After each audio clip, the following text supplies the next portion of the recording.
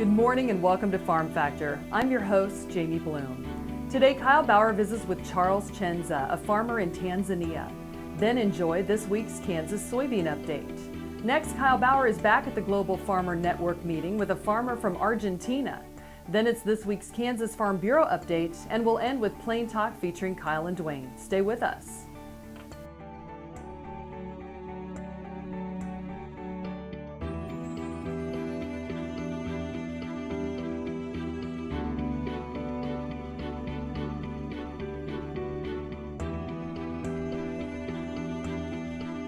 Closed captioning brought to you by Ag Promo Source. Together we grow.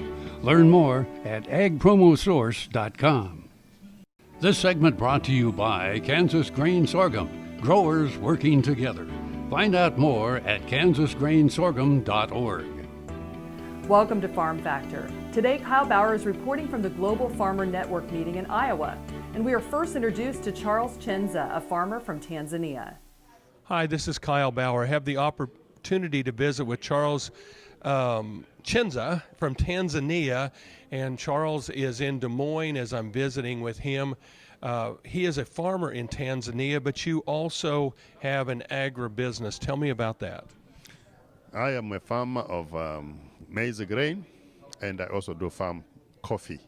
On top of that, I do import fertilizers and seeds, fertilizers from Morocco and Norway, and seeds from nearby Zambia to give to farmers. We have talked before what Charles calls maize, we call sorghum in this country, and of course sorghum has its roots, if you will, in Africa. When you harvest your maize, do you sell it locally, or where is it sold? In some years we do sell locally, and also we do export to the neighboring countries like Kenya and Malawi. Mm-hmm. Normally these countries have got food deficiencies in most cases in many years. But in some cases, in some years, like this year, the government has stopped export of grain because of security reasons, food security reasons. So they were concerned that your country wouldn't have enough food, and so they stopped the export. Exactly, and this happened last year. Last year we exported a lot to Malawi, only to realize that after some time there was shortage in the country, and therefore for this year the government has decided to stop it right from the beginning. So we have not done any export. So I assume your prices were high last year? Yeah. The prices were very high, very, very high. It was close to $1 for last year, but this year has gone down to less than half of $1. Do you have an outlet to store the grain, or do you have to do that on your farm, or must you take that to another source at harvest time? We have storage facilities for ourselves, for which we can store, but you cannot store as much as 20,000 tons. Mm-hmm. Yeah. And your coffee, how do you market it? For the coffee, we have a commodity auction in Tanzania, where we take the samples, and when it is tested, then buyers offer prices. And 95% of our coffee is exported to Europe and the USA. We're visiting with Charles Chenza. He is a farmer in Tanzania. This is Kyle Bauer reporting. Thanks, Kyle. Folks, come back after these messages for this week's Kansas Soybean Update.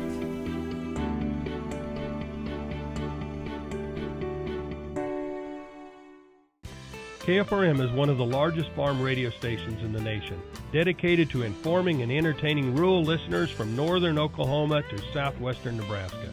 You can catch KFRM in many ways. Of course, 550 on the AM dial, streaming at kfrm.com, or on your smartphone by going to the TuneIn Radio app, or on Ag AM in Kansas on Tuesdays and Facebook every day of the week. KFRM, tune us in. You'll be glad you did. Valley Vet Supply is devoted to providing information and professional quality products at reasonable prices. Valley Vet Supply. Grain sorghum is one of the most important cereal crops worldwide, and Kansas leads the nation in its production. Over the years, sorghum has been either exported, used in animal feed domestically, or for other industrial uses. Recently, its use in the ethanol market has seen tremendous growth, with 30% of domestic sorghum typically going to ethanol production. Kansas Grain Sorghum is committed to sorghum research, market development, and education. Learn more at ksgrainsorghum.org. Hello friends, I'm Ernie Rodina. And I'm Dawn Dawson with the Better Horses Radio Show. For over 9 years, we've been bringing the Better Horses Radio Show to markets all across the Midwest. We talk about God, lots about horses. We talk about cows, we talk about horse health, we talk to top trainers, and we even talk about Roy Rogers. We're having a blast with Better Horses Radio Show and would love to take it to a market near you. So visit our website at betterhorsesradio.com and let us or your local radio station know you'd like to hear it in your area. The Better Horses Radio Show is unbelievable. This segment is brought to you by the Kansas Soybean Commission. The Soybean Checkoff, progress powered by Kansas farmers. Welcome back to Farm Factor and the Kansas Soybean Update. This is the Kansas Soybean Update. It's brought to you by the Kansas Soybean Commission. The Soybean Checkoff, progress powered by Kansas farmers. Ryan Spear, a producer from Sedgwick, Kansas, serves as president of No-Till on the Plains. Ryan, the 22nd annual No-Till on the Plains Winter Conference is coming up January 30th and 31st, and in a brand new location down in Wichita. Yeah, we've moved it to Wichita, try to give a more intimate feel where the speakers and attendees can have more interaction during the meeting and after.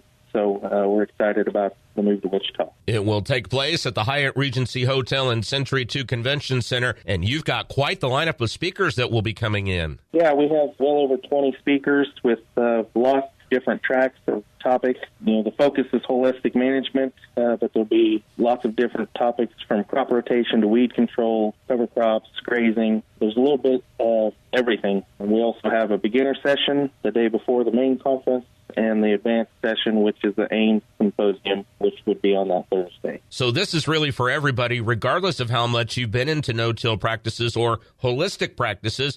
You have something for everyone. We've really got programs put together for the guy that's never done it or the guy that's been doing it for 20 years. We try to service everyone's needs. And Ryan, you've got a very dynamic speaker coming in to give the keynote address. Yeah, Alan Savory from the Savory Institute will be our keynote speaker, and he will be talking on holistic management for managing the complexity of an agriculture operation. So he's got tons of experience all across the world, and he's going to be able to give us some new ideas on holistic management. Ryan, with the new location this year, will there be any other changes to the conference? Yes, we won't have the traditional vendor trade show, but we will also have sponsors there that you'll be able to talk to. Some of the sponsors are Noble Research Institute, KCO, Food and Ag, Green Cover Seed, and Farmers Business Network. Additional sponsors, Scenes Ranch, Exapta Solutions, and Shelburne Reynolds. All that information can be found at notel.org, as well as all the speaker information, bios, and schedule for all the programs. And they can register online as well? Yes, all the registration's done online, and discount schedules and combo packages and all that is on the website at notel.org. Ryan, I appreciate you joining us. Thank you very much. Yeah, no problem. Ryan Spear, a producer from Sedgwick, Kansas, joins us as he serves as president of No-Till on the Plains. Here on the Kansas Soybean Update, it's brought to you by the Kansas Soybean Commission. The Soybean Checkoff, progress powered by Kansas farmers. Learn more at kansassoybeans.org. For Kansas Soybeans, I'm Greg Akagi. Hope you enjoyed this week's Kansas Soybean Update. Stay with us after the break for more with Kyle Bauer, where we meet Pedro Vigneault, a farmer and rancher in Argentina and part of the Global Farmer Network.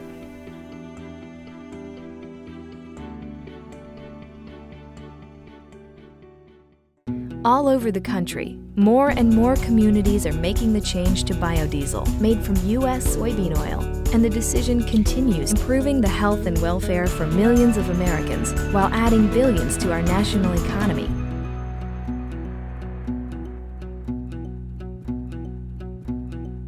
What does a brighter, more sustainable future look like in our cities and towns, and how do we get there? When New York needed an alternative fuel source to reduce carbon emissions, the city found what it needed in biodiesel made from U.S. soybean oil.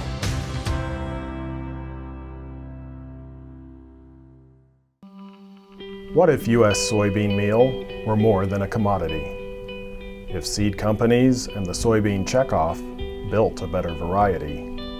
That future is here. The time is now. To meet end-user demands, the soybean checkoff is investing in the compositional quality of soybeans, including meal. A message from the Kansas Soybean Commission, the Soybean Checkoff, progress powered by Kansas farmers. Ag Promo Source is a unique group of marketing specialists with one mission: help your ag business grow. Each affiliate has their own area of expertise, and they work together to bring you advice, products, and services. To get started, visit agpromosource.com. Ag Promo Source, together we grow. This segment brought to you by Sure Crop, liquid crop nutrition delivered right to your farm. We're back. Now Kyle and Pedro Vigneault visit about the challenges he faces with exports in Argentina. Hi, this is Kyle Bauer. I'm visiting with Pedro Vigneault from Argentina. I think you'll be surprised how similar his farm is to the farms in our area. Pedro, tell me about your cropping system that you have on your farm. What crops do you raise? Well, we raise soybeans, corn, sunflower, sorghum, wheat, barley, oats. And cattle? Yeah, sure. Black and red Angus. Now, do you raise them as a cow-calf, or do you buy them from other cattle or other producers? No, we raise them and we finish them on a feedlot with our grains. How hard is it to market the cattle? Is there a transportation issue? Do you haul them a distance, or are they processed locally? No, they travel about 300 kilometers to the slaughterhouse. And the part of Argentina you're in is the central part of Argentina. Your family has farmed for multiple generations? Yes, I'm fifth generation of farmers. We have this farm for about 127 years. And I understand that Argentina has adopted the no-till technology fairly significantly. Yeah, actually, I'm proud to be the president of the Argentinian No-Till Farmers Association, and we've been farming with no-till system in our farm for about 22 years, and there are farms there that's been farming for about 40 years, and we are proud to say that 91% of the cropping area of Argentina is under no-till. Why do you think the adoption rate's been so high? There are many factors, but mostly economy. It's cheaper, and GM crops help us a lot as well. Marketing your crops, I've understood the transportation of crops over long distances can be a challenge. Is that a challenge on your farm? Yes, definitely. We need to add value locally, and we are working on that. So are any of your personal crops sold for export?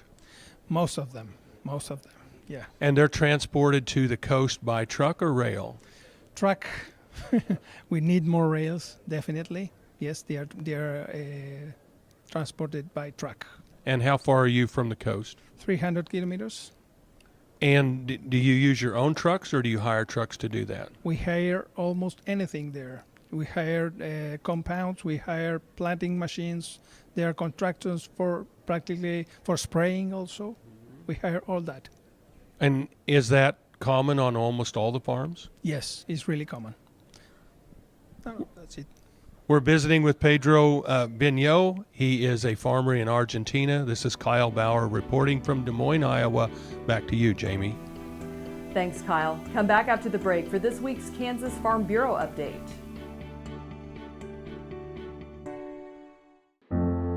This is Eric Stonestreet, and as many of you know, I love my home state of Kansas. In March, Kansas ranchers lost homes, equipment, and thousands of cattle from the largest wildfires in the state's history. Imagine losing all you have in a fire. Not just your house, but your livelihood. Ranchers are beginning to rebuild, but it will take years and tens of millions of dollars to build back herds, fences, and other infrastructure. Today, I'm asking you to help. Donate what you can and show your support to the ranchers of Kansas. Simply go to kansasfires.com. Your donation is tax deductible and will go to those who need it the most.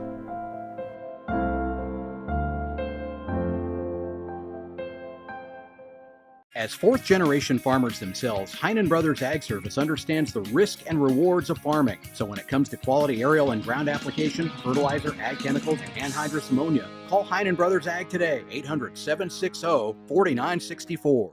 Soil is the life of a farm, and for 25 years, SureCrop Liquid Crop Nutrition has helped growers produce abundant quality crops while preserving and improving the soils they steward. SureCrop offers complete soil and plant analysis with cropping recommendations, delivery direct to your on-farm storage, and quality crop nutrition custom blended for your field. Choose SureCrop for the assurance of excellence for your soil. Call today or visit their website for more information. Hi, I'm Tim. This is my wife, Kat, my parents, Jerry and Linda, and my kids, Isaac and Lizzie. My parents traded their first careers to take over my mom's family farm shortly before I was born. When I graduated high school, my parents made me leave to see the world. I started on the corporate track, but soon wondered what farm life might really be like. Watch our story and the stories of other young Kansas food producers at kansaslivingmagazine.com/meetafarmer. This segment brought to you by Kansas Farm Bureau, the voice of agriculture. To join today or more information, go to kfb.org or find us on Facebook and Twitter. Welcome back to Farm Factor and this week's Kansas Farm Bureau update.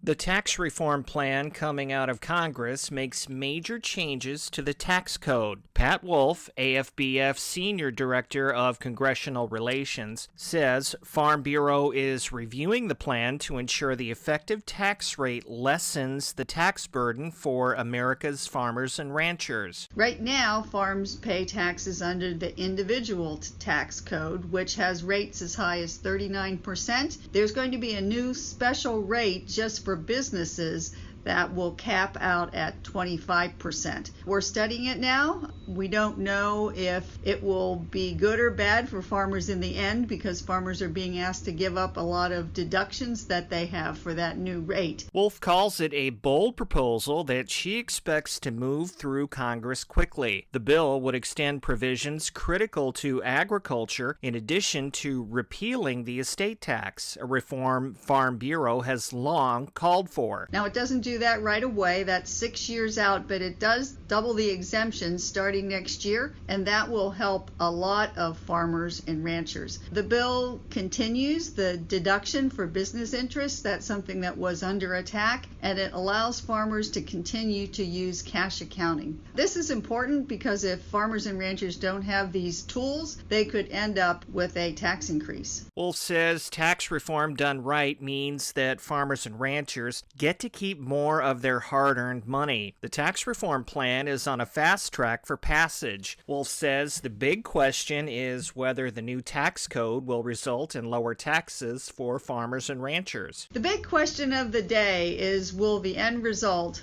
be a tax cut for farmers and ranchers?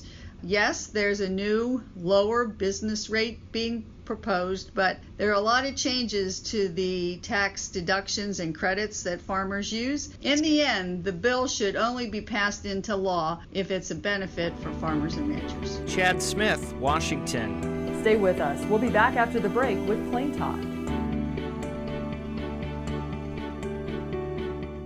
I'm Sarah, and this is my husband, Travis. We both grew up working on family ranches, me in Northern California and Travis in Kansas. We met in college, got married, and took corporate jobs in the beef industry. But soon we realized we missed the production side of the industry.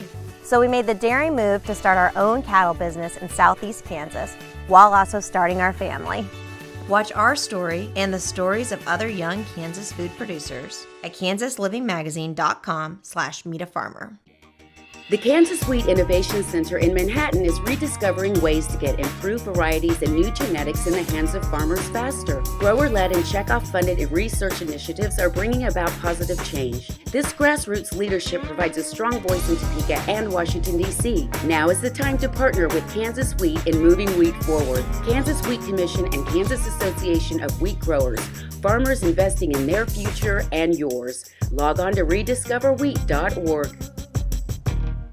Are your cows practical or profitable? If you want them to be both, then come to the Dale Banks Angus Bull Sale Saturday, November 18th near Eureka, Kansas. Selling 130 hard-working, balanced straight bulls developed in the rugged Flint Hills. For 113 years, the Perriers have been providing practical, profitable genetics to cattlemen nationwide. Join us November 18th or bid online at liveauctions.tv. Call the Perriers at 620-583-4305 or dalebanks.com. I was in an accident where I fell off a roof. I took the conventional route by using medicine, and I went to see numerous doctors. I found that it really wasn't working as well as I had hoped it would. I don't know why I started to research stem cells, but I did. And I visited with the doctors. They were excellent. I had my neck done, I had my shoulders done, I had a section of my back done, my hips, my sacrum, my sciatica, and my tailbone. But it wasn't really that painful. I was surprised at how easily it was done. It took me approximately 4 hours from the beginning to the end. Now I am having better range of motion in my arms and my neck and my back. So it's been very beneficial to me, and I want to thank Kansas Regenerative Medical Center. It was a long road to get there, but I'm so glad that I found them. This segment brought to you by Kansas Corn. Learn more at kscorn.com. Welcome back. Now let's see what Kyle and Duane are up to on Plain Talk. Hi, this is Kyle Bauer with Plain Talk with Duane Allen Toews. Kyle Bauer, your fact or fiction question of the day. While your nose and ears grow your entire lifetime, heard that, your eyes are the same size at birth and death. I have heard that, and fiction? I find that hard to believe, but I've heard that, and so I'll go with true. That's what it says. Yeah, kind of creepy. You'd think those babies would look like big old bug eyes. Yeah, see, and how do you really measure an eye? See, because we got babies in our family. I could go measure them, and then measure one of the adults. And one of these. Just measure use your one old of the, pointer finger like hold and your thumb. thumb. Yeah, so many feet from your 12 inches exactly from your nose, and then it's like And eyeball it. No, you do this. Pun intended. Do this, eyeball it, and then you measure until it's exactly these, and then you measure the distance from here. How to far there. did it take to get there? Yeah, And do it You again just- when they're... And if you don't believe that, just ask us tomorrow. We'll tell you the same thing again. Some of us, unfortunately, my ears just keep on growing. Well, everyone I was does. blessed with large ears. My Well- wife wonders why I don't hear very well. Yeah, as well, big I've as got they are. I've got my share going on too. So it's like, I guess you can't argue with God's creation. Now, here's something for you, Kyle. Everybody's heard of a nose job. Yeah. Have you ever heard anybody getting an ear Absolutely. reduction? Oh, really? Not reduction, but I've heard of them being pinned back. Ears that stick out. Right. Absolutely. You pin them back. Yeah. Well, Like they don't with a safety necessarily. I pin? think they just cut a little bit of cartilage behind. Oh. And so you can have an ear job. an ear I can job. tell you're getting pretty interested in I this, am. aren't you? I've had this pair for a long time, and they stick out kind of. So. No, I. By the way, I'm a supporter of plastic surgery. I think that if you think that you need to do it, not me, think you need to do it, but if Right. you think you need to do it, right, then it's affecting your self-confidence, and you should do it. And people say that's just vanity. Okay, really? I get a haircut regularly. You do sometimes. And the point is haircuts, isn't that just vanity? I suspect. Well, I mean, there's no hygiene thing on the amount of length of your hair. How many people criticize someone for getting their hair colored, as an example? Right, exactly. Lots of no, people it's get their just hair acceptable, colored. and that's a vanity thing. Sure. And I'm not criticizing it either, but I'm saying if we accept that as being okay, then we should accept people that instead of having their hair colored at a beauty shop, they have their ears tucked. Tuck my ears. Tuck your ears. So I'm saying, Duane, if you want to have it done, I'm there to support you, buddy. Just listen for my call. Thanks for joining us. I'm your host, Jamie Bloom, and I hope you enjoyed today's show. See you next week on Farm Factor. Closed captioning brought to you by Ag Promo Source. Together we grow. Learn more at agpromosource.com.